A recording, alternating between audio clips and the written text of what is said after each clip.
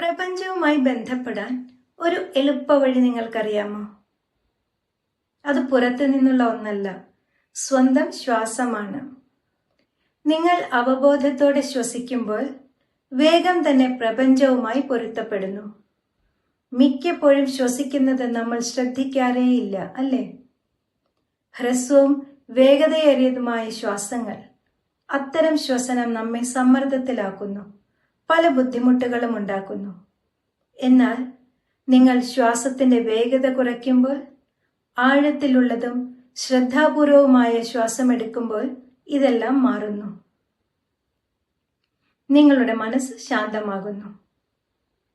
ഈ ലളിതമായ പരിശീലനം ഒന്ന് നോക്കൂ. മൂക്കിലൂടെ ദീർഘമായി ശ്വസിക്കുക.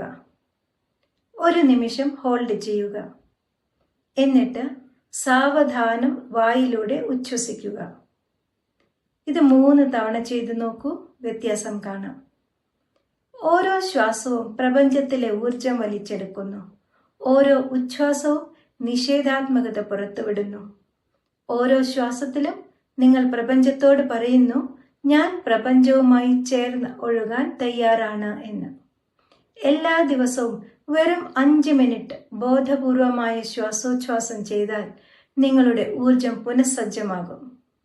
കുറഞ്ഞ ഉത്കണ്ഠ, കൂടുതൽ വ്യക്തത, നിങ്ങളുടെ ചുറ്റുമുള്ള എല്ലാറ്റിനോടുമുള്ള സ്വാഭാവിക ബന്ധം എന്നിവ നിങ്ങൾ ശ്രദ്ധിക്കാൻ തുടങ്ങും.